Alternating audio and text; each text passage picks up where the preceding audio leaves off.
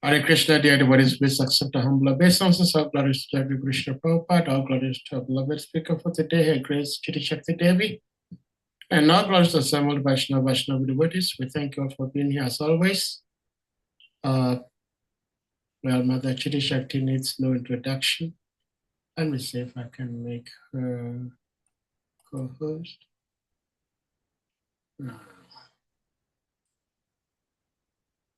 Yeah, give us a minute.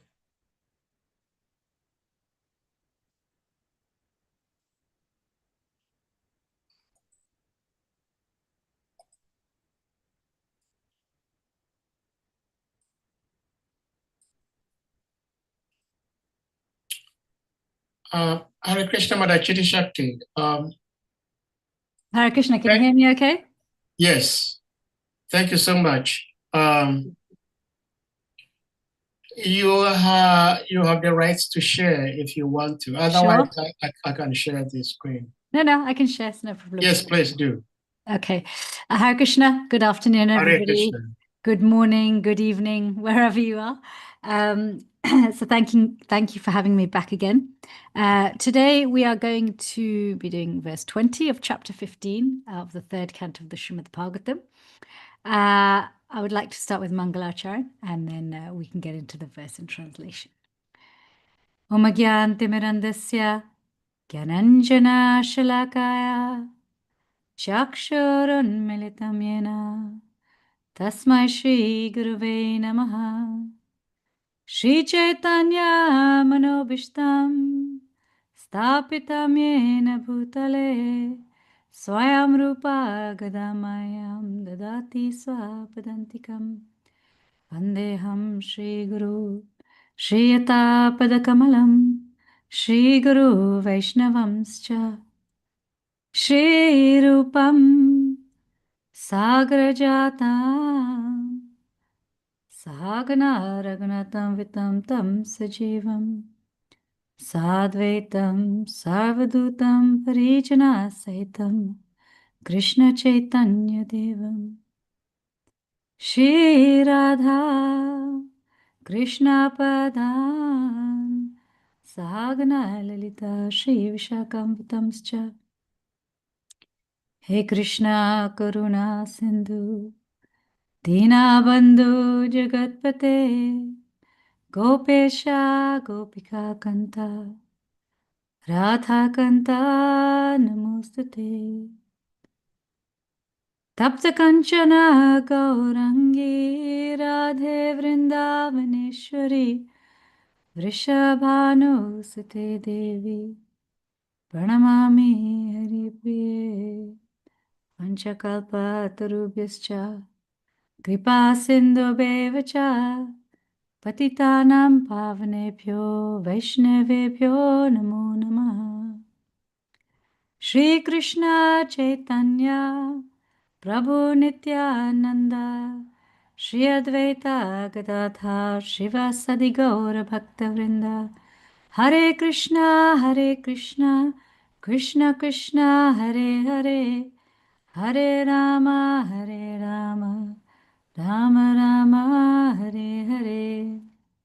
So I just share my screen for verse 20 of the 15th chapter of the third canto of the Bhagavatam. Here we go. Can you see that? Yes. Yes. 3:15:20. Yat sankulam hari padanati matra drishter vaidurya marakathe mamair vimane yesham brihat kathi tatha smitha subhimukhya krishnatmanam narajhadatur utsmadhaye. Translation. The inhabitants of Vaikuntha travel in their airplanes made of lapis lazuli, emerald, and gold. Although crowded by their consorts who have large hips and beautiful smiling faces, they cannot be stimulated to passion by their mirth and beautiful charms. Purport by Srila Prabhupada. In the material world, Opulences are achieved by materialistic persons by dint of their labor. One cannot enjoy material prosperity unless he works very hard to achieve it. But the devotees of the Lord who are residents of Vaikuntha have the opportunity to enjoy a transcendental situation of jewels and emeralds. Ornaments made of gold bedecked with jewels are achieved not by working hard, but by the benediction of the Lord. In other words, devotees in the Vaikuntha world, or even in this material world, cannot be poverty-stricken, as is sometimes supposed. They have ample opulences for enjoyment, but they need not labor to achieve them. It is also stated that in the Vaikuntha world, the consorts of the residents are many, many times more beautiful than we can find in this material world, even in the higher planets. It is specifically mentioned here that a woman's large hips are very attractive and they stimulate a man's passion. But the wonderful feature of Vaikuntha is that although the women have large hips and beautiful faces and are decorated with ornaments of emeralds and jewels, the men are so absorbed in Krishna consciousness that the beautiful bodies of the women cannot attract them. In other words, there is enjoyment of the association of the opposite sex, but there is no sexual relationship. The residents of Vaikuntha have a better standard of pleasure, so there is no need of sex pleasure.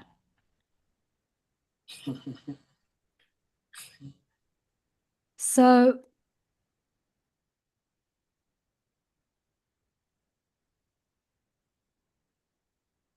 this verse is speaking to us about the natural attraction we have to Krishna, to God, to the Lord, being so deeply satisfying that even in the face of having many opulences and even being surrounded by opulences which we could enjoy for ourselves, still, the greatest attraction and affection and attachment is for the Lord's beauty and association. Sometimes one can read these verses and maybe think, oh, I'm not going to be able to fully relish this beauty, this attraction, this attachment until I'm at much higher stages of Krishna consciousness, or maybe even until I'm in the spiritual world. How is it that I can connect with this very satisfying beauty, just one of Krishna's opulences, whilst here?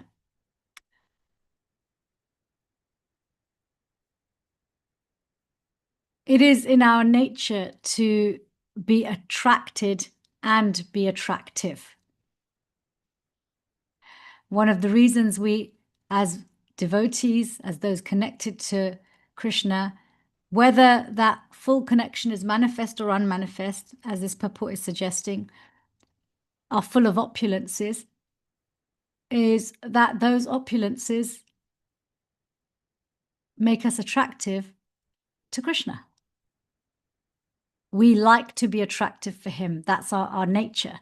Our nature is to be in a form and of a personality and doing activities that make him happy, because he naturally has a form, a personality, many personalities, many forms, and many activities that are actually attractive to us.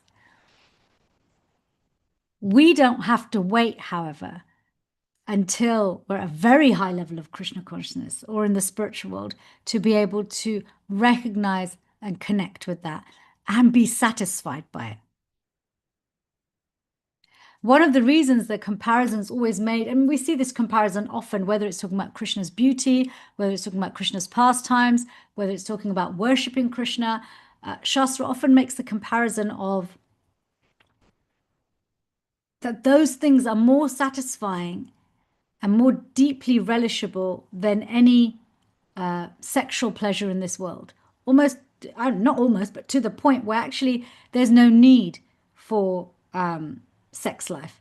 And sometimes people take this in the wrong way. You know, they start to think, okay, well, maybe sex life is bad, it's dirty, etc. But, you know, sex life is this perverted reflection in one sense. It gives us, what does perverted reflection mean? It means we've got a limited experience. It gives us a limited experience of that which is in our nature, is to be attractive and to be attracted, to be loved and to give love. And so what we're constantly being told in very many different ways is that actually if we reconnect with our eternal nature directly in relationship with the Supreme Personality of Godhead, in our constitutional form, in our constitutional position, in our constitutional service, it is so deeply satisfying that even what is considered the highest exchange here, right? Even the highest type of pleasure here, it becomes redundant. There's almost no need for it. And so we're hearing about this in the Vaikuntha planets. We haven't even talked about Krishna. Look, this is just in the planet of Lord Narayan. These personalities, the men have forms like Lord Narayan, and those who have the female forms have female forms as good as Lakshmi Devi. But both, whether it's a male form or a female form, so attractive, but so attracted by Lord Narayan. They're so attracted by Lord Narayan that they appreciate each other's beauty and service, but ultimately they cannot take their eyes off Narayan. But like I said, we don't have to be there. We don't have to be in Vaikuntha to be attracted and attached to the Lord's beauty. There's so many ways we can connect with and appreciate just one of his many qualities, this quality of beauty, even in this world, even without being, you know, actually every stage of our Krishna consciousness. See, Krishna's always very close to us, closer than close. He's the closest person. You know, he's closer to us than our breath. He's in fact embedded in every cell and molecule of our physical being, of our subtle body. He's there, closer than the close. So these things are his external energy. Then you have the bridge from the external energy to the internal energy, and then you have the internal energy. So across this whole spectrum, whether we're connecting with his external energy of this body, our mind, other people's bodies, minds, and this world, or we're connecting with the bridging factor, something that connects us to spiritual practices, or whether we're actually connecting to him as the original person through different avatars. They're all different ways of being attracted to and attached to his beauty. It's all a matter of perspective. Let's take his external energy. It's still the external energy of that same person. It's a problem when we separate the external energy from the problem, from the person. But it is actually a solution and a very joyful thing when we experience external energy in relationship to Krishna. Just look around us. When we see nature, you see a beautiful sunrise or a beautiful sunset. When on a hot summer's day, there's a cooling breeze. When you see beautiful mountain peaks or lakes and valleys. It snowed today. It was very pretty. Bitterly cold here, but it snowed. It hasn't snowed here in a long time. Or yesterday it was icy, but there was bright sunshine. And as the sun was falling on the ice, there's this glisten like the streets were made of silver. This is all Krishna's external energy. It's him who makes this all happen. When we see that beauty, we can become attracted to and attached to Krishna. When we see the beauty of others, that beauty needn't become a distraction, like for the residents of Vaikuntha. Other people's beauty doesn't have to be something we just enjoy for ourselves. Actually, we can appreciate that beauty as God-given, as Krishna-given. And again, it's a way of reconnecting Krishna's external energy back to him. After all, our world is surrounded by, we are surrounded everywhere we look by things being beautified to attract our interest, to get us to part with something, either our time, our attention, our hard-earned cash, right? There's beauty is often used as a way for those who have separated the external energy from Krishna to exploit it and exploit us. But we can appreciate another man, woman, living entity's beauty and say, wow, if Krishna's separated energies can look like that, imagine what he looks like. If just a tiny fraction of a fraction of a fraction of a fraction of a fraction, I don't know, to the power of infinity of Krishna is that attractive to me that it can stop me dead in my tracks. And this is when I'm covered over. Imagine if I'm uncovered and I actually see even 10% of Krishna, even his toenail. That will send me delirious. Then it's no surprise that we hear that Lord Chaitanya is mad in ecstasy and Lord Nityananda is a walking avadut. Just see our own reactions to other people's beauty. Have you ever met someone who's so handsome or beautiful or even attractive that you can't take your eyes off them? That's just Krishna's little spark of energy. But when we remember, oh, wow, that's Krishna's magic. I often, think of this phrase when I see nature, and some landscapes of nature, they're so beautiful. Only God's hand could have drawn that. We can apply this even to the people who tend to send our minds a little crazy. Maybe if they distract you from your japa, or make you think you could have a better life. Beauty is intoxicating because the originator of beauty is intoxicating. Even our own beauty. How much of our time is invested in beautifying ourselves, whether that's beauty through health, beauty through wealth, beauty through decoration, beauty through genetics and good karma, our own beauty. How can we normally meditate on it as a way to somehow or another put us in the center of somebody's world, if not many people's world. How can we transform that so that it actually becomes an act of devotional service? Reconnected to Krishna. Wow, if my temporary form can be made this beautiful, imagine what my real form looks like.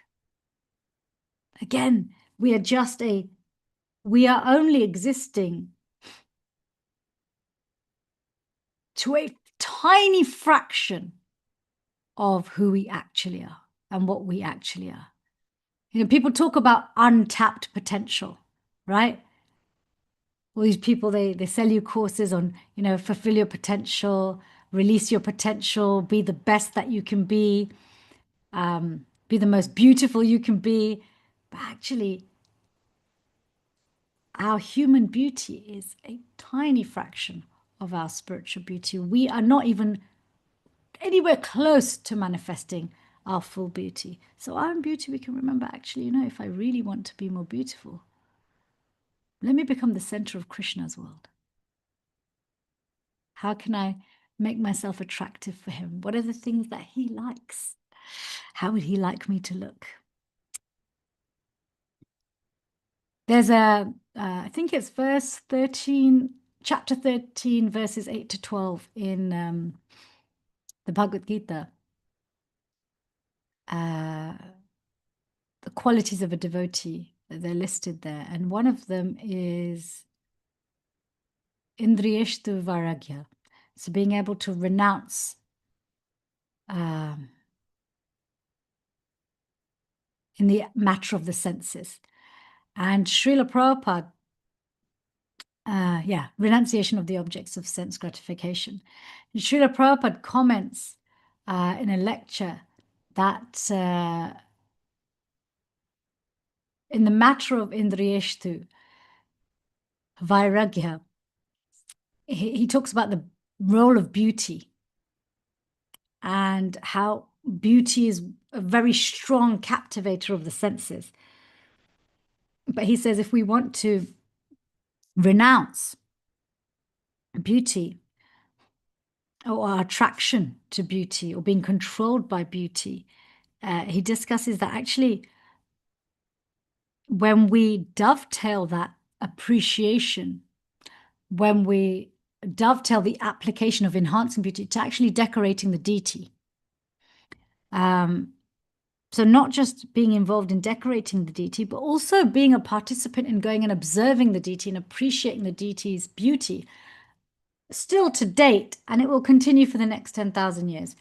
You go anywhere in the world, hands down, the way deities are dressed and decorated in ISKCON temples is way ahead of every other temple, from the quality of the garments to the flowers to the way things are stitched to the standard of offerings and changing of outfits. There's a beauty that you can be as conditioned as they come. You're going to go in and go, wow. Right? We just came back from Mayapur and Jagannath Puri and Kolkata, and we saw many, many temples. Standing in front of Radha Madhav and Ashta Sakhi in Mayapur, you are left speechless.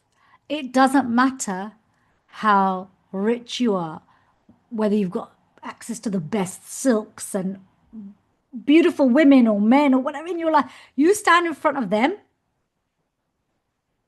you'll be speechless. So this Prabhupada talks about this potency of being involved in the decoration of the deity, but also simply even observing the beauty of the deity.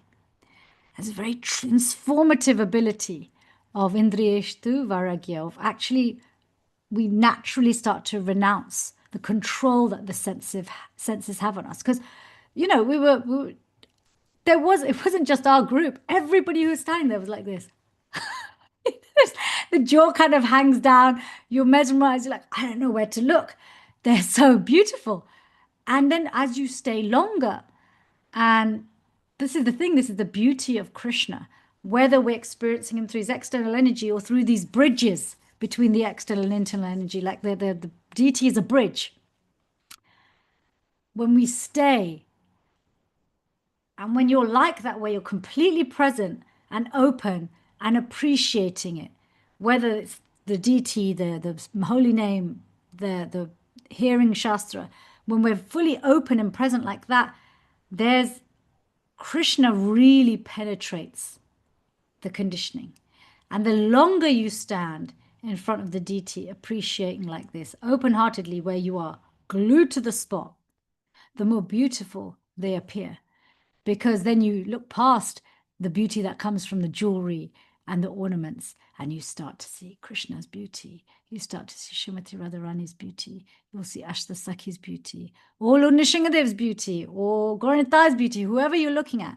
Because actually it goes from an eye-to-eye connection to a heart-to-heart connection. So this process of deity worship, but particularly dressing the deity, if you're not involved on the altar in the temple, then go to the temple and visit the temple and just spend time allowing your eyes to become soaked in the beauty of Krishna. And at home, relish the time you have to dress and decorate your home personal deities. It makes a difference. It's a natural sense regulator. Prabhupada actually says that if one is struggling, and this is the advice he would give to the brahmacharis, if you are struggling with your own desire for intimacy and you're struggling to regulate that, he said, just think of the form of the Lord. And the minute your mind sees the form of the Lord, the senses will become subdued because Krishna is so attractive. So it's really important for each and every one of us to have Ishtadevs, forms of the Lord that we have embossed in our minds and hearts that are irresistibly attractive to us. Sometimes this can be evoked by favorite deities, sometimes a painting, sometimes hearing descriptions of different avatars. they become bound up in our heart and mind, where they become unforgettable. So so many ways to be absorbed in and distracted by Krishna's beauty. Even more so, so we're now moving into the internal, directly getting a chance to experience Krishna's beauty directly. Again, this doesn't have to wait until we have transcendental vision. This doesn't have to wait until we have eyes covered in the salve of love.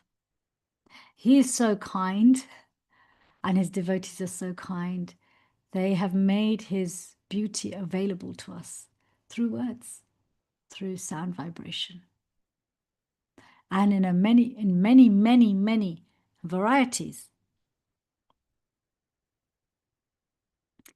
Even if you look at every avatar, even the ones who are not even the same species as us.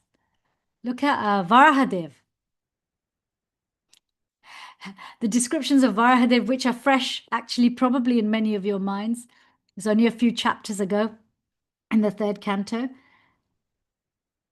The way he's described, it's not a boar that I've ever seen, with beautiful lotus eyes that look at Bhumi with love and compassion, tinged with red. He's got beautiful tusks, which are white and glistening, a golden crown, hooves that are sharp enough to destroy and strong enough to destroy Hiranyaksha, but gentle and soft enough, to take care of Bhumi without hurting her. And this is the boar form of the Lord, a species that we wouldn't normally find attractive. But just hearing that, wow, eyes, even hearing eyes full of love and compassion. Nishingadev, ferocious and scary to Hiranyakashipu. But actually, to one who's attracted to him, those same sharp teeth that glisten white, and those long fingernails, and his soft fur and wild lion's mane, extremely attractive. His broad muscular chest, his deep growl, they're very attractive to the point of distraction. We went to Nishingapali in Koladweep, and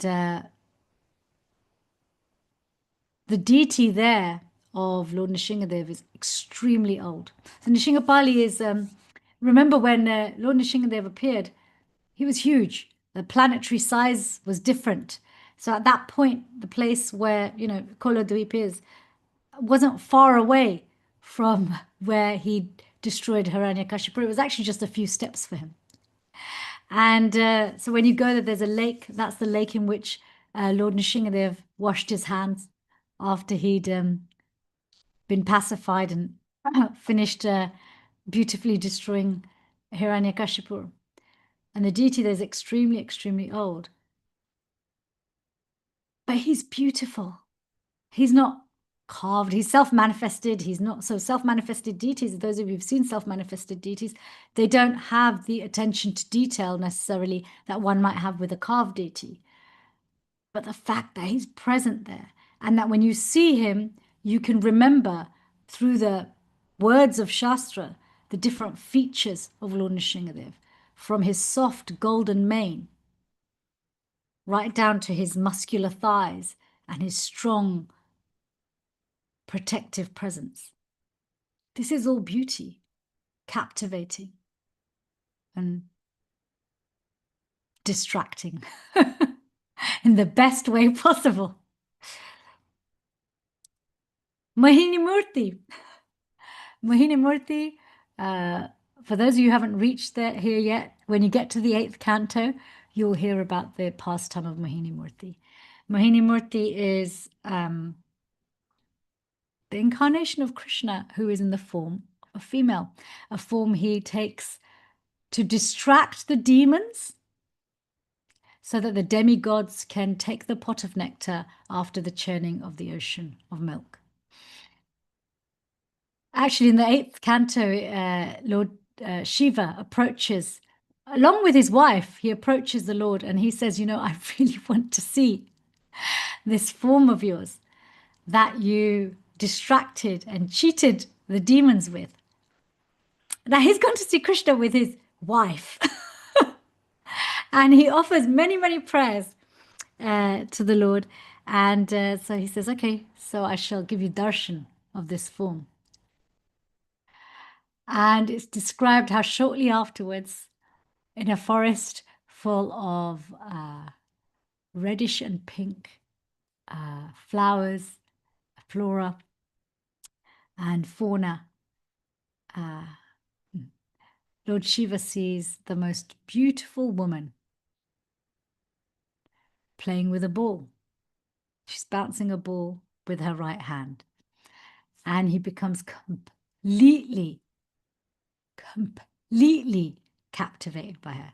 Lord Shiva is the greatest of spiritual masters, devotees. He's known for tapasya and austerity and self-control. But he becomes completely maddened by how attractive this girl is. He gets attracted by her smile, by her physique, by her bouncing the ball up and down. And as she's doing that, her hair's coming loose. And so she then uses one hand to hold her hair up and the other hand, she's still bouncing the ball. He's attracted by her purity. He can't understand what is so attractive, but he absolutely becomes maddened by the attraction. This is Mohini Murthy. And it describes how he becomes so attracted to her. He just grabs her and embraces her, even though she doesn't want to be embraced. Now, this is the Supreme Personality of Godhead we're talking about here. So it describes in Shastra how she manages to run away. And Lord Shiva runs all over trying to chase her. And actually, he's uncontrolled in the way he's trying to chase her. And it's then that he realizes, hang on, I'm not overwhelmed by this material energy. This can only be my sweet Lord. And he's amazed. He's mesmerized. He stops and he says, wow, I wanted darshan of this beautiful form. This form is so beautiful. I have no control over myself. And then out of respect, he then regains his control. And it's described actually then Vishnu says to him, you know, you are reinstated as you should be. This is how beautiful. This is not even, again, Mohini Murthy is not the full opulences of Krishna. Still an avatar, but enough to drive the most self-controlled personality to insanity. All of our gold and silver mines are because of the mercy of Lord Shiva and Mohini Murthy pastime. It's there in the 8th canto. It's quite amazing how it's described, actually, that Krishna's form in his different avatars, every avatar you read about, not a single one is unattractive. Not a single one. So actually, when we relish, when we read readings, you know, sometimes people get put off reading, saying, oh, I'm not philosophical. Sometimes I can't get the concepts around my head, or, you know, all these big things about the universe. Why do I need to know them? But actually, what our Shastras are really saturated with are beautiful pastimes and descriptions of the Lord's different forms. And every single one is as attractive as the next in a very variegated and dynamic way. So we don't have to wait. We don't have to wait. But then you have Krishna himself. You have Krishna himself. This is where all of his opulences, including beauty, even more so than Narayan, are fully manifest. There's a verse in the Bhagavatam which describes how even the Narayanas are attracted by Krishna. So Krishna's expansion is attracted by him. The Narayanas are so busy looking at Krishna and how beautiful he is, they forget about the goddess of fortune. So what is it that makes Krishna so attractive?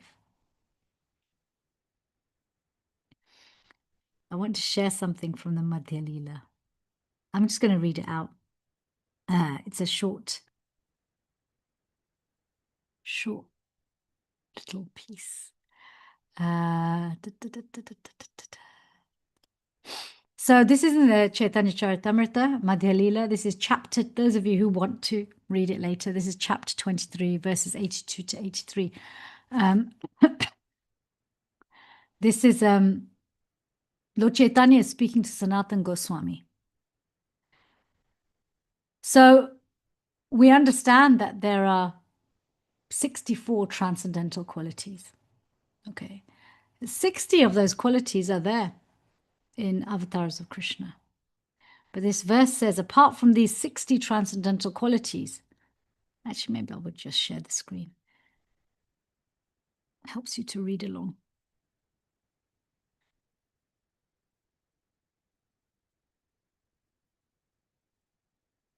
Apart from these 60 transcendental qualities, Krishna has an additional 4 transcendental qualities, which are not manifested even in the personality of Narayan. These are 1. Krishna is like an ocean filled with waves of pastimes that evoke wonder within everyone in the 3 worlds. 2. In his activities of conjugal love, he is always surrounded by his dear devotees who possess unequaled love for him. 3. He attracts the minds of all 3 worlds with the melodious vibration of his flute. And 4. His personal beauty and opulence are beyond compare. No one is equal to him, and no one is greater than him. Thus, the personality of Godhead astonishes all living entities, both moving and non-moving, within the 3 worlds. And this final sentence, so beautiful. He is so beautiful that he is called Krishna. Just the name Krishna says it all.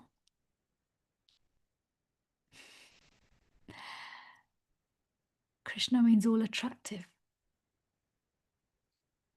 That means he's there for every single one of us. He will be whatever we need him to be. He is whatever we need him to be. He will become whatever we need him to become. But as Krishna, he is all attractive. From the peacock feather at the top of his head to his bright white toenails, his soft monsoon cloud-like complexion and skin is the softest and most vulnerable and fragile, and still can protect and be stronger than layers and layers and walls of the hardest substances. His eyes, long, deep, and large like lotus flowers, lotus petals tinged with pink, are only filled with love and compassion. Each eyebrow is dark and arched like a bow. His ears are always decorated with beautiful earrings that glisten gold and bring a golden light to his face. His cheeks are full with a tinge of pink. His lips are bimba fruit colored and captivating. His neck is resplendent with 3 lines and decorated with jewels. His chest is broad, strong, and soft. His arms have the power to embrace in the most loving and gentle way. He has strong thighs and legs that can run so fast that you can never keep up. And yet, when he's a small child, those same little chubby little legs and feet with little ankle bells on them are so vulnerable and captivating that you want to scoop him up and give him a cuddle. This is Krishna. This is Krishna. This is the only name for this person who is all attractive. And this is the difference between the God that Srila Prabhupada has revealed to us and the God that everybody else thinks they know. We've been allowed to know about and get to know He who is all attractive.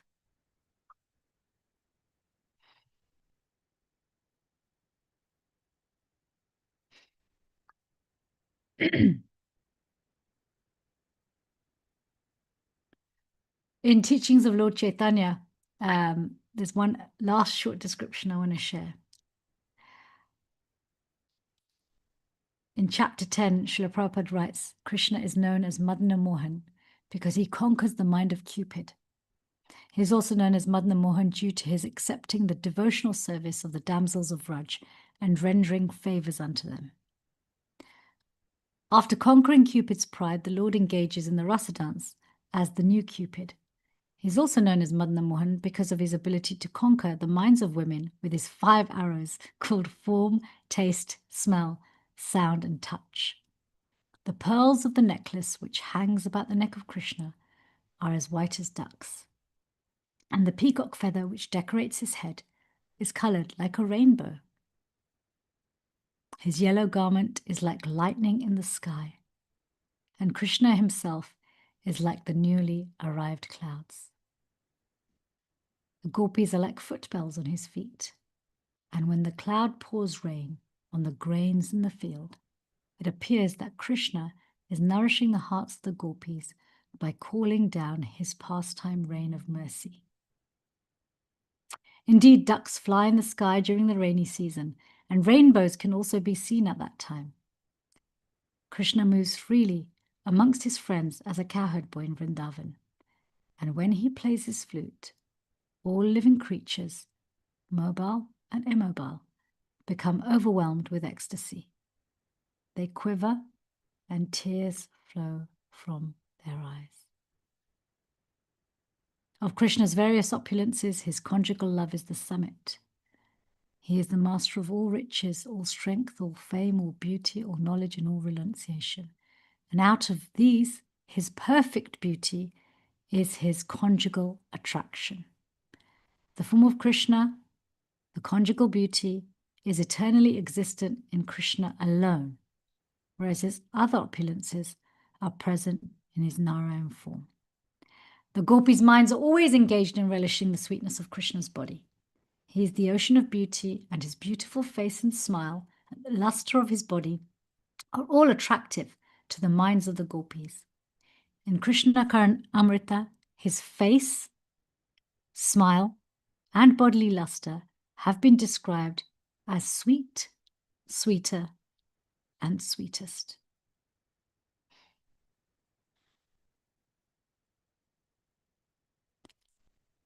Krishna's beauty is super excellent because his beauty is imbued with his deep love for each and every one of us. It is not just a physical feature. Everything about Krishna is a manifestation of his deep love for us, including his beauty. There is never a time where his beauty is inaccessible to us, whether we will connect to his beauty through the external energy, through the bridging medium of deity worship, or directly by hearing about him, and maybe even more directly one day, actually experiencing his personal association. But he's never, and his beauty is never far away from us. We have to just ask ourselves, what is going on that when Krishna's beauty and Krishna is so close to me, I'm still missing him?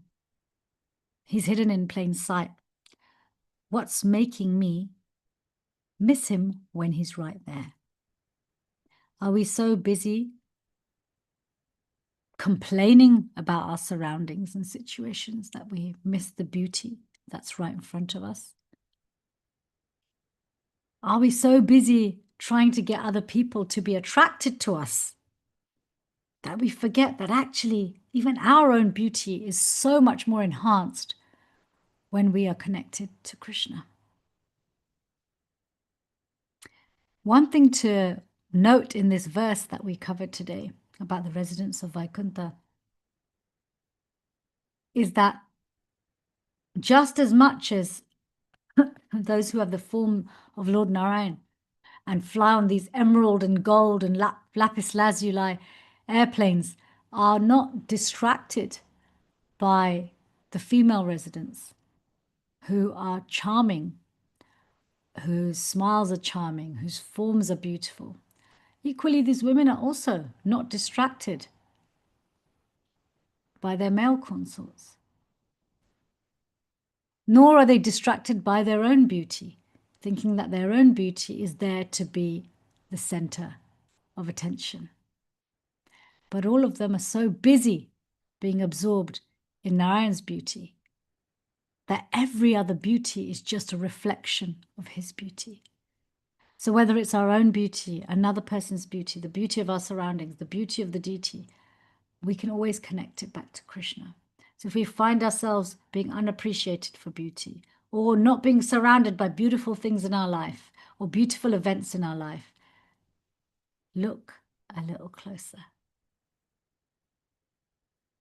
Because he's hidden in plain sight. But what are we doing or not doing that we keep missing him?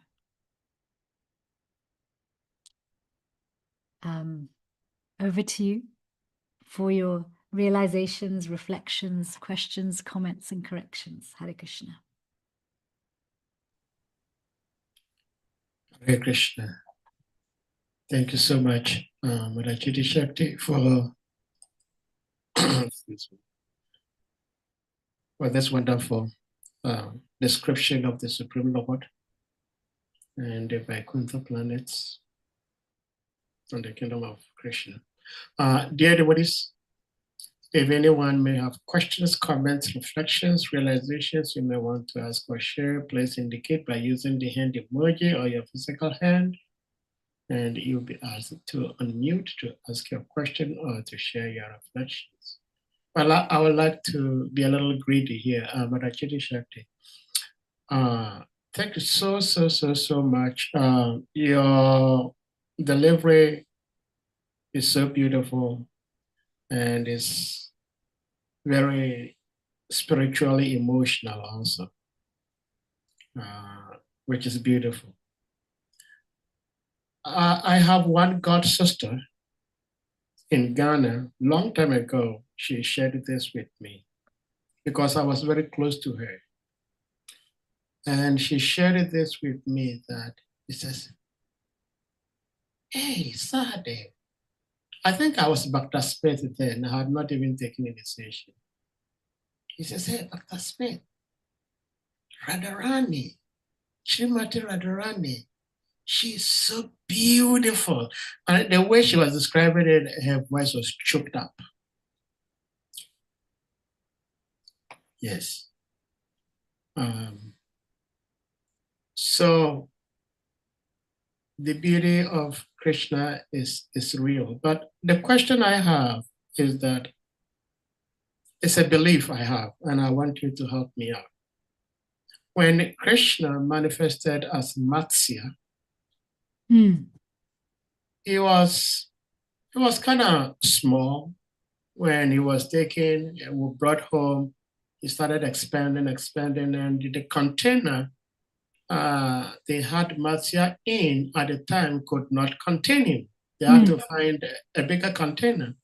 So I am thinking and believing that all of us, being parts and parcels of the Supreme Lord, we have so much love for Krishna, for God.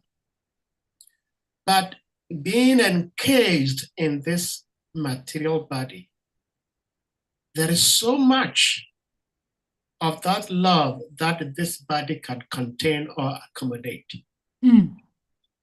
Up to a point that if the love of God becomes too overwhelming, I believe this body will implode.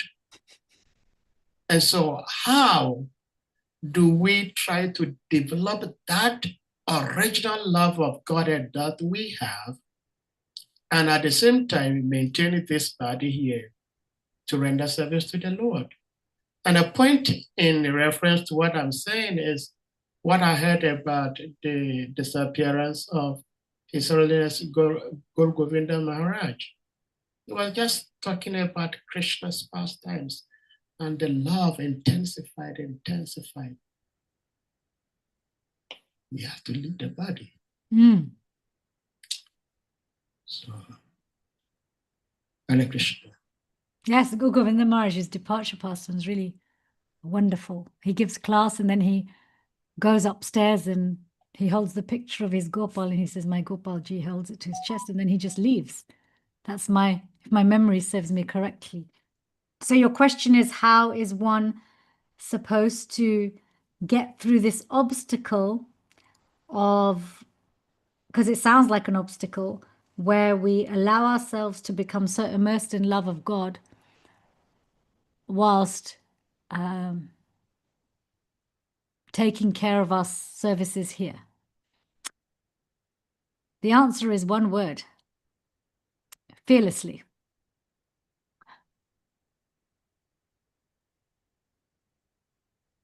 Not even a blade of grass moves without Krishna's permission.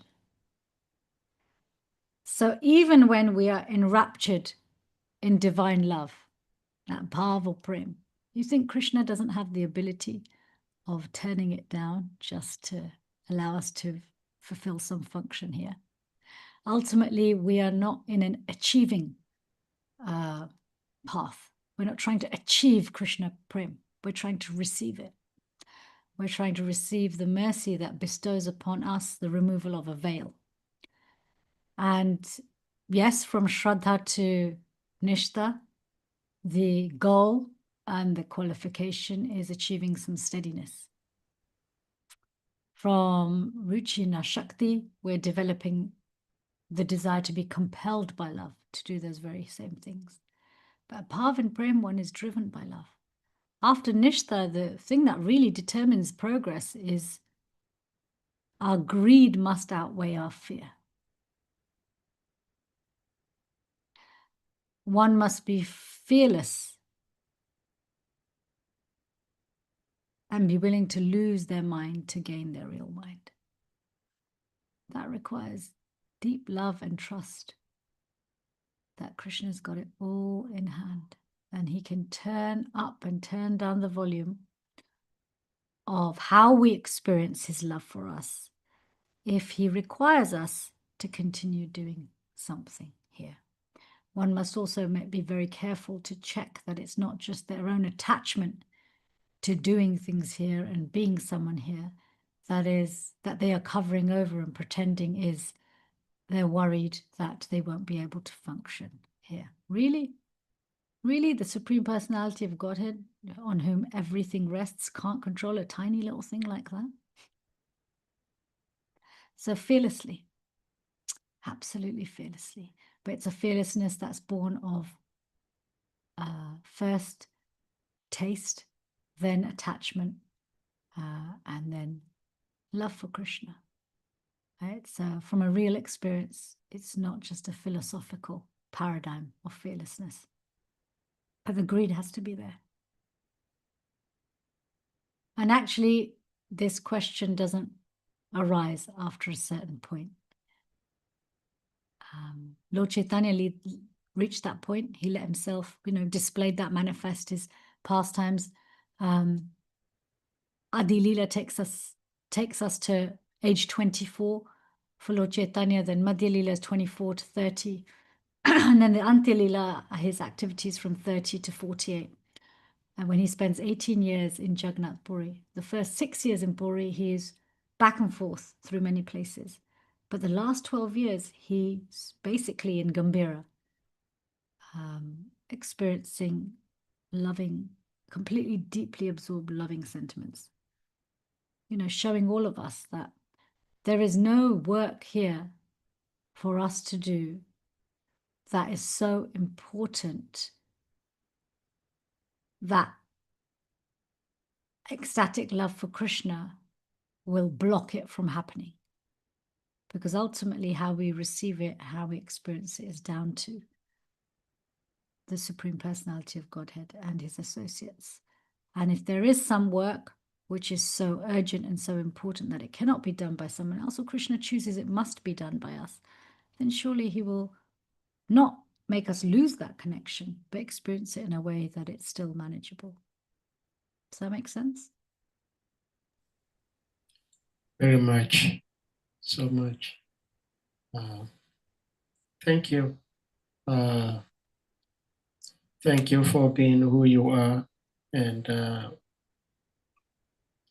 we pray that we can have your association more and more in the days to come. Thank you so much. Hansadutta Prabhu, please, you may unmute. Yeah, Hare Krishna, Hare Krishna Prabhu. Please can you accept my respectful obeisances? Is that mine? All glory to the God Vishra Prabhupada. All glory to Wonderful Assembly Devotees. Thank you so much for. I came late, but I captured the part when you were explaining the Madhya Lila about Krishna and all attractive. And this has get into me. I don't know how to explain how I feel. And devotees, I think we are so very, very, very, very fortunate. Because if we look at the expansions of Krishna, like Nrsimhadev, Varaha, Matsya, and all that, sometimes we take shelter from them. And other expansions of Krishna, you look at the picture or you go to the temple, sometimes you feel that even you are not so qualified to ask them anything. And at the same time, you have to beg them for their protection. And even in our homes, we have our altars, different kind of pictures of Krishna. And if you look at all of them, there are different expansions. They are all Krishna. And every time you turn around, you see this one. Every time I turn around, you feel this one. And every time you turn and look at them, you're beginning to feel something like you're beginning to beg for their mercy. And sometimes you're beginning to feel you are not qualified to ask for their mercy. And sometimes you don't know how to call them. And if we look at as Damodara, little Krishna, and you're beginning to think, this is Krishna. He's the same as Nrsimhadev. He's the same as Varaha. And he has all this universe inside him. And you're beginning to feel that, oh, he's my friend, he's my God. And all of this beginning to come to your head. And it's so amazing sometimes how you feel, even looking at them. So when you mention the attractive Krishna, I'm beginning to feel all this now. And I'm beginning to feel how so fortunate we are to be a devotees. Because if you're not a devotee, if you see Narasimha or you see Varaha, you think it's like a demon or something. But this is God. This is Krishna. If you look at Lord Jagannath, somebody will say, how can this be God? But he is God. And it's so beautiful how you feel looking at them. It's so amazing. So I just wanted to share this. Thank you, Hare Krishna. Thank you. You know, your point is so nice, but there's this point of they're so beautiful. Every avatar of Krishna is so beautiful. Actually, you don't even need to know that that's God to be attracted. You don't even have to be a devotee to be attracted. I want to share a little pastime I heard recently from the book distributors. Somebody shared it. That one devotee was sharing how they were on books, and it's cold here in December. Yeah. And they were on books, and they so he was talking to a young lady, and he spent a long time explaining Gita. She didn't take Gita. Then he explained another book. She didn't take that. And then he was about to let her go because he thought, okay, there's just no progress here. And then she saw the Sri Upanishad, and she said, oh, what's this? And who's that? And so he was thinking, gosh, I've already explained the Gita, and she didn't buy it. And she didn't take it. I explained this other book, she didn't take it.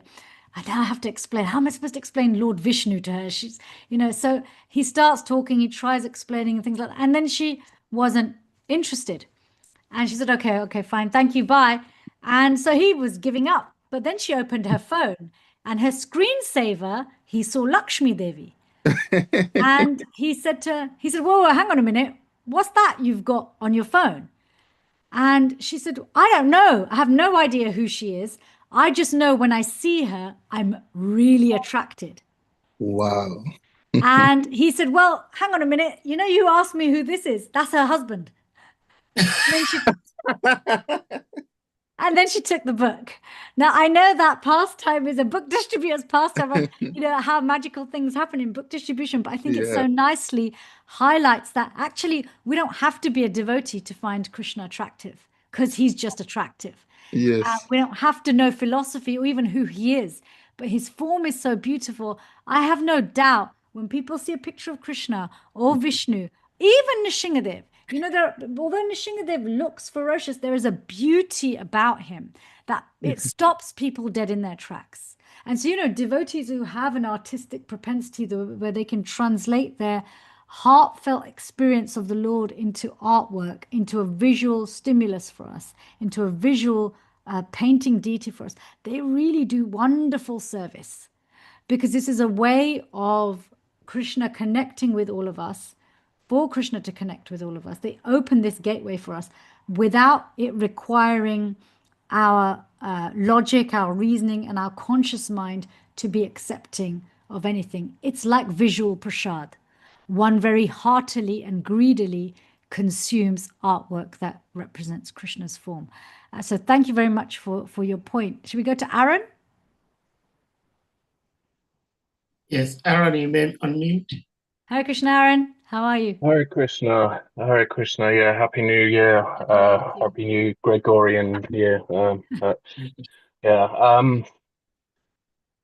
Thank you as always for the thought-provoking talks. A question that came up in my head, and so one that I'd sort of been chucking around inside my own head for a while is I want to be careful not to make offenses, because I know Krishna is transcendental, but I've wondered to myself before, is it easier in our conditioned state, which I'm led to believe most of us are in a conditioned state that women find Krishna attractive or more easily than men do. I know that's like when I think about that, it's I know that's a conditioned response because I'm thinking I'm a man. I've even felt envious of Krishna before. Like, why does Krishna get to be the supreme boyfriend and not me? And yeah, and I say that a little bit tongue in cheek. And yeah, please forgive me any offences. But yeah, it was just a question that I had, and I wonder how much of that is a obstacle to my connecting on a deeper level with Krishna, because I've noticed in my japa, I'm still really stuck in what can I get out of it, like chanting japa for relief of suffering rather than being able to have a personal connection with Krishna. So I'm not sure exactly what the question is there, but I suppose like it is that something that you've noticed as an issue for Prabhuji's to get that more personal relationship with Krishna, at least in the neophyte stage? Thank you for your very honest and raw question. I was chuckling, not at your question, I was chuckling when you said you call Krishna the supreme boyfriend. And I was just thinking, yeah, but he also gets the most supreme complaints from his supreme girlfriends. It's you know, it's not an easy task being the supreme boyfriend. Is it an obstacle to be in a male body and find Krishna attractive? That is such a, you know, that is a deeply profound question.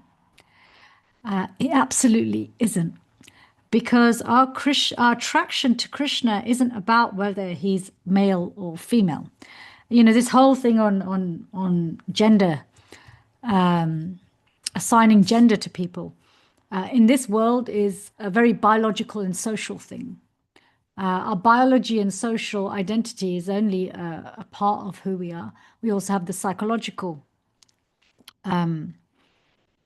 aspect of who we are, and the psychology of who we are. Yes, there's a feminine and masculine aspect, but actually it's androgynous, because feminine qualities and masculine qualities are there equal amounts to be accessed in both the subtle body of a man and a woman. They just may be expressed slightly differently. But when it comes down to this idea of spirituality or the soul, actually spiritually we are all, if we look at spiritually femininity being that who's protected, and masculinity or Purush is protector, then actually every single one of us are feminine in nature, because we're always seeking Krishna's protection. So finding Krishna physically attractive is not a prerequisite to deepening our relationship with the holy name or progressing on the spiritual path, especially like you said, when we are, you know, what one is describes as the neophyte or beginning stages is when we are still ripening the mango, when we are still connecting with Krishna very much through external energy and very much through the bridging practices of Krishna consciousness. So yeah, being attracted to him physically is not or not being attracted to him physically is not something that will hamper your progress in your spiritual life. Even when women, if you take birth in a female body in this lifetime, you can appreciate Krishna's beauty. Oh, he's got such a beautiful face. It doesn't necessarily mean a woman necessarily has conjugal attraction for him. Love for Krishna isn't only conjugal anyway. You know, there's love is love. Which rasa it's embodied by and communicated by is a matter of the soul. It's not so much to do with our human psyche. Until we are more awake to our actual identity, we practice as a servant. And that servitude is in the mood of being friendly. And that's something that, again, being physically attracted to him is not a prerequisite. I would say when we're looking at male and female psychology, in the male psychology, or being in a male birth, and this isn't black and white, but there's more of a tendency to be more strongly bound to the Purusha thinking. I'm the protector and I'm the enjoyer. And that is probably more of an impediment than the fact that you might not be attracted to a male form. Although I have to say, Krishna's form, you look at Krishna's form, there is nothing overtly masculine, but there's also nothing overtly feminine. There's this almost this universal attractiveness about it, which is beyond he, she, and they. You know, it's because it's saturated with love. Every feature of his, from, like I said, you know, the peacock feather down to his fingernail on his little toenail, on his little toe, is imbued with love for us. That's why whatever we meditate on will be deeply satisfying and has the potency to awake our real attraction and love for him. So I don't think you need to worry about being in a male body. It makes absolutely no difference. The holy name can be available to you just as fully. Krishna can become fully attractive to you, regardless of whether your eternal form is gopi or gopa, older or younger. It doesn't really matter. I think the key thing with the holy name also is just speaking to your point about wanting to go beyond experiencing the holy name more as a relief. As long as we're not exploitative in our mood of chanting of it as a relief, then actually, as long as it's not exploitative and we are trying, and as I know you are trying, because I know you are always trying to have the best attitude you can with your japa. If we're doing that, it's like saying to Krishna, you know, in one sense, if we're going to get relief from anyone, it's better it's from him.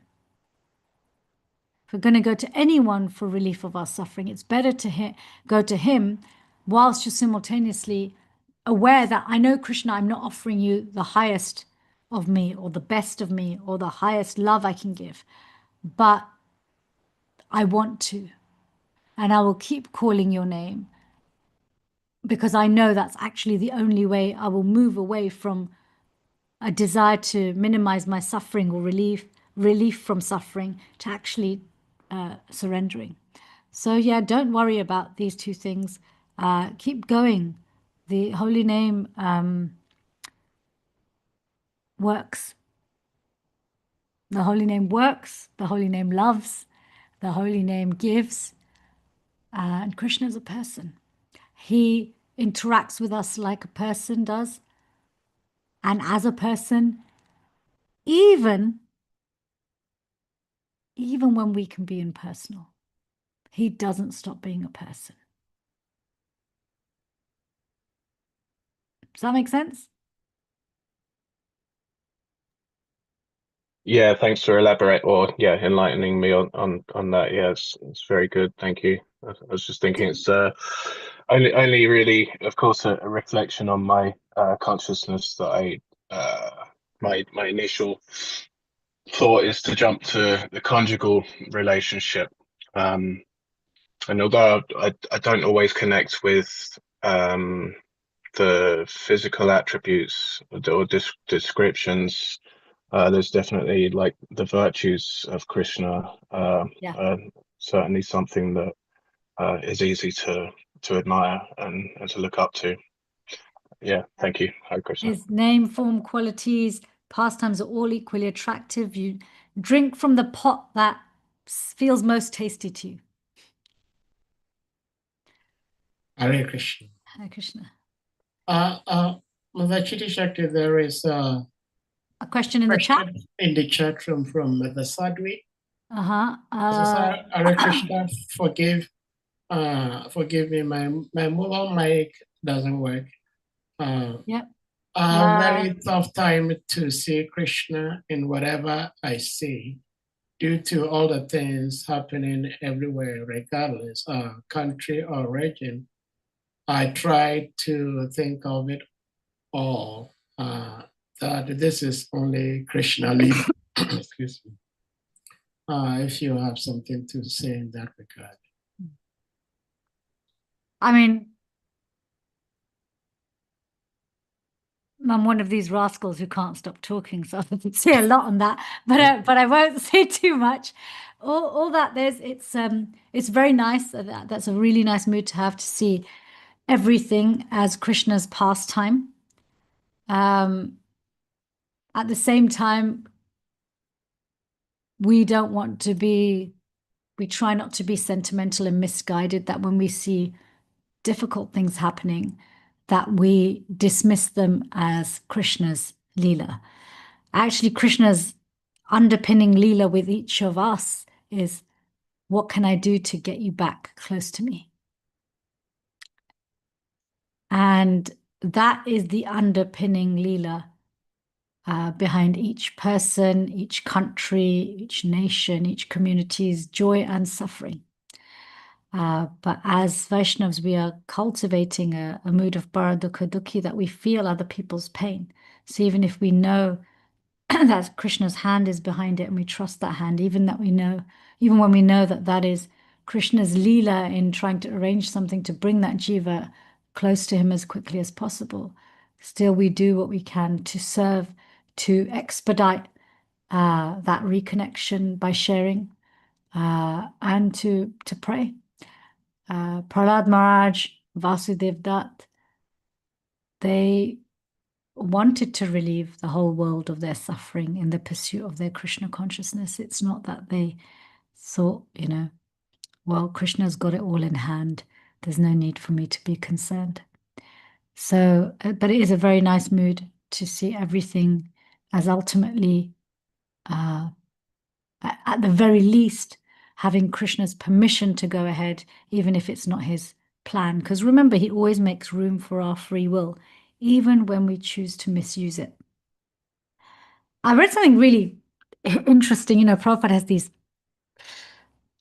slam dunk sentences that sometimes every time they just hit you in the heart. And, we hear this often, that it's not possible to be fully happy in this world. And Prabhupada says, it's not possible to be fully happy in this world, nor is it possible to be fully miserable in this world. It is not possible to be fully anything in this world. And that's really profound, because there is no aspect of us that is fully manifest in this world. We were saying this earlier, we are literally, just like this material world is just a fraction of a fraction of a fraction of a fraction of Krishna's expansion. What we are experiencing right now, how we interact, the world we interact with, but even ourselves, is a fraction of who we are. So thank you very much, Sadhvi. Sadhu Prabhu, is there anything else? Yes, there is. Okay. There is. I think you're going to say no, but all right. Yeah, there is. I'm sorry. Angela Washington has something to say. It says, Hare Krishna, my heart is smiling. I'm grateful to be here. We're also grateful to have your association, Angela Devi. And Madam Ravinda also caught something very, very important you mentioned. I mean, you mentioned so many amazing, wonderful things, but what Mother Mitravinda caught my attention to, is that we're not trying to achieve Krishna Prema, we're trying to receive it. Yeah. We're trying to receive it. And I love that so much. I would say that so many years ago, I think Shimvara Prabhu is still here. Prabhuji, you may correct me, but there was one devotee I saw on the street preaching. This devotee, I had seen the devotees on the street before. I didn't know much about Hare Krishna, but I used to see them. And when that very day when I saw this devotee, he was a brahmachari. Later on, as I was thinking about it, I realized the entire picture. He was a brahmachari, but he dressed like he was a sannyasi. The way he put on the chadar. And he had lots of books in his arms, and he was preaching. And even as I'm talking about him today, when I reflect, go back to the time I saw him, how he had put on his tilak, how his dhoti was sharply pressed, and how calmly he was talking, I just fell in love with him. I said, I would like to be like this person, you know. You're talking about Krishna being the most attractive, the most beautiful. And because we're trying to serve him, we also have a little bit of this attraction sometimes. And because of that, I see in my own life, physically, I'm like some sort of hobgoblin or whatever. But somehow, people like me. Oh, Yeah. I'm glad you can see that. That's good. Yeah. I see that. I see that people like me. And sometimes I get it wrong, because as you're speaking, it's reminding me that people like me because there is a little bit of Krishna in me that they see. Now, my question is, how do I put myself in that understanding that whatever little appreciation I'm getting from people, it's not because of who I am, it's not because of what I can do or what I say or what I do or whatever.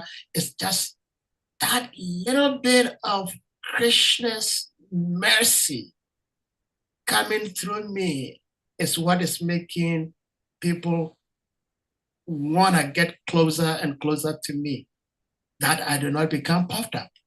How do I, as we're sitting here, I know that that is the reason. But once we get out of here, I might not keep that with me. So how do I try to keep that with me all the time, that, hey, whatever little attraction somebody may project towards me, you know, whatever little likeness people may have towards me, it's all by Krishna's grace and mercy. It's not mine. It's not my power. How do I put myself into that frame of realization or thinking all the time? Just call me, Sade. Just call me. I will set you straight. I hear you, but I can't. Thank you so much. Okay. I would say don't deny it.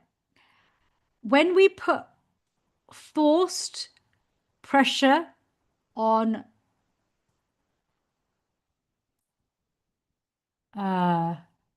ignoring or dismissing our contribution to the Krishna effect, it gets more likely to get puffed up. When does corn become popcorn? When you put it under pressure. Right? So actually, why can't it be both? Because it is both. Just like the glistening of a diamond is just as much to do with the diamond as it is to do with the light that shines on the diamond, even though the light is independent to the diamond. And the diamond is dependent on the light because it has to refract the light to look beautiful. Similarly, our qualities become magnified by Krishna's presence in our life. That doesn't mean those qualities are non-existent, but those qualities are very weak or non-existent, independent of Krishna. So when people appreciate us for whatever quality it is, when they like us, we can be extremely grateful and recognize the Krishna factor, how wonderful Krishna is, that he enhances what I have. And I'm nothing without him.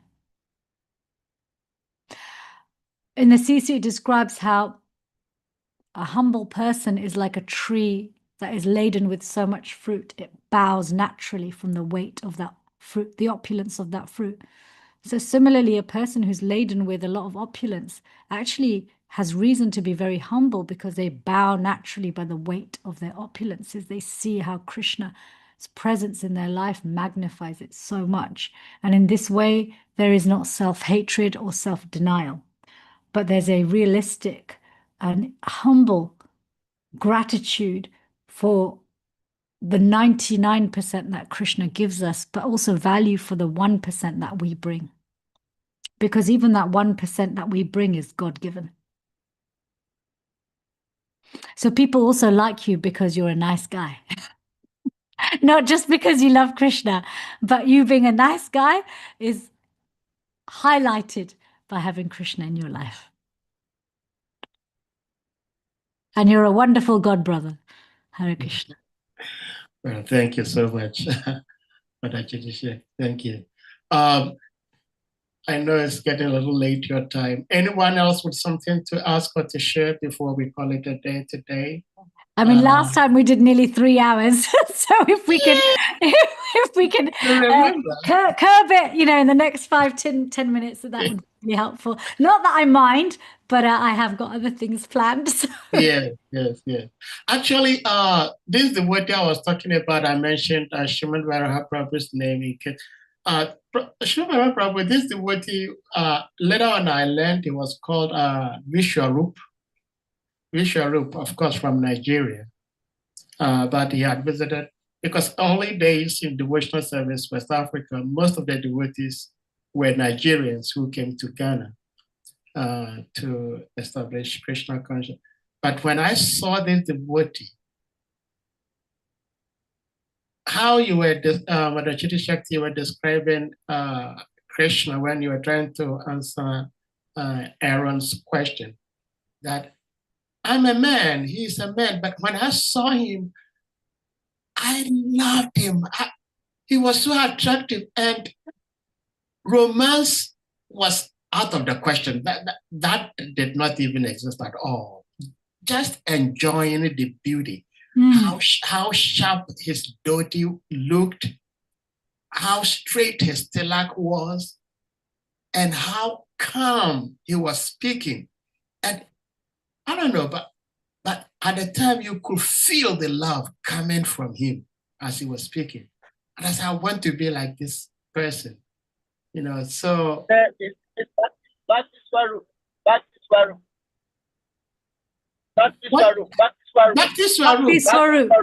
Oh, Bhakti Swarup. Yes, okay. Yes.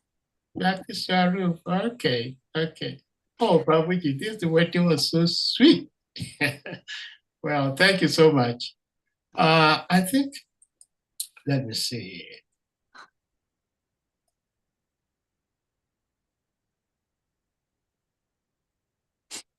But do you know Angela in person? I don't think. Angela, have we met? We never have met. No, but I listen to your podcast all the time. Hare Krishna. Yes, on YouTube and stuff like that. Yes. So, we never met. Yeah. Are you in the States? I'm in Manhattan, New York. I've been to the Bhakti Center before. A couple of years ago. I used to go quite often, but I haven't been there recently. So I'm definitely, I don't know, Krishna has been very consistent in trying to get me to expand my knowledge and heart and Bhakti. That's what I can say. And I think it's about time that I get some more assistance as far as like a guru or somebody who can assist me spiritually more in depth. So yeah. So I'm just looking for a guru. I think it's about time. I was told if I put it out there, then maybe somebody could give me some more, help on how to go out there. So you literally put it out there. Yeah, she did. Okay. I don't know what to do. I don't know whether to call the center. I've been, whether to pray about it or whether if I'm in a whatever. I'm just trying to put it out there. I don't know how to go about finding a guru. Sure. Generally, look, we have so many different types of teachers. Guru's teacher, and there's teachers who take us for parts of the way in our journey, and then there's that teacher that we dedicate our life to, and they dedicate their life, and actually many lifetimes. We stay together forever, and we invest in the service of them and the mission and Krishna. But it can take time to find that person, and generally the best approach is hear regularly from different people, both like on this kind of platform, but also different speakers. You can go to their classes, and you will start to see who you naturally feel. See, many people say lots of amazing things, but there's going to be certain people that when you hear from them, you feel compelled to action what they've said, because there's a unique transcendental chemistry between the two of you. And you know, so there's different types of gurus. Like I said, they have involvement in our life to varying degrees in terms of how much they invest in us and we trust them, but also for how long they take responsibility for us. So I'd say you don't have to rush on picking the one just yet. I think form and establish good relationships with a few people who you can keep regular contact with, maybe attend if you can in person, regular community events, hear from lots of different people, let it grow organically. And it may be that, you know, for some period of time, you're building your spiritual strength by hearing from different people. But when you're ready, as they say, when the disciple is ready, Krishna sends guru. And, you know, so I think, and then when we're even more ready, guru sends us Krishna. So I think, I think, does that sound okay, Angela? It sounds not okay. Like I would just continue to pray about it, and I would just continue to show up to more events as much as possible. And yeah, and then distill, you know, go from hearing maybe 10 speakers down to your top 5, and you can distill down to your top 3, but also look at factors like access to them, how regularly you can be in touch, whether that's important to you, or whether you're fine with having a guru who you hear classes, etc. from, but you have your day-to-day shiksha or instructions and guidance through other people who are part of the same God family or a closely connected God family. So find your tribe. Yes. Can I Thank you so much. Can I just interject, since I also am a regular Bhakti Center participant? Angela, I don't know if you're aware that every day, different speakers do the Srimad Bhagavatam class by Zoom at the Bhakti Center, including our very dear CITI Shakti. I was not aware. Yeah. Oh, yeah. So I don't know how to get this information to you, but I mean, if you look at Bhakti Center's website, they'll have the link for the morning Bhagavatam class. It's at 7 a.m. Awesome. 7:15. Thank you so much. Yeah, and even our CITI Shakti Mataji, she from time to time she gives that class too. But there's a variety of speakers, is what I'm saying, that you can even meet in person. Yes, there from that class. Awesome. Thank you all devotees so much. Mother Angela, I shared my number with you in case you would want us to discuss more into this. It's very important. I think Mother CITI Shakti has given the necessary synopsis of what it requires to take in initiation. But if you have the time, we can discuss more into that. It's very important. So it's nice you put it out there.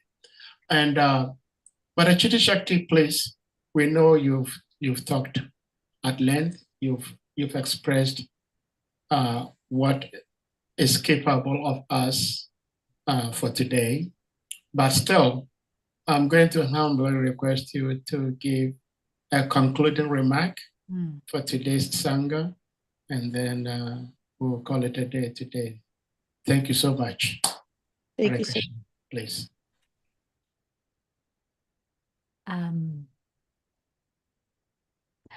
When you're feeling tired, worn down by life, drink from the cup of recognizing Krishna's beauty. Look around you, look up, and take a good look. If you see nothing there, gaze upon the beautiful form of the deity. If you still see nothing there, then read the descriptions of Krishna and or any of his beautiful forms. Drinking from that cup will quench the thirst born of life here in a way that nothing else will. Hare Krishna. Hare Krishna. Thank you so much. Srila Prabhupada ki jai. As always, Jai.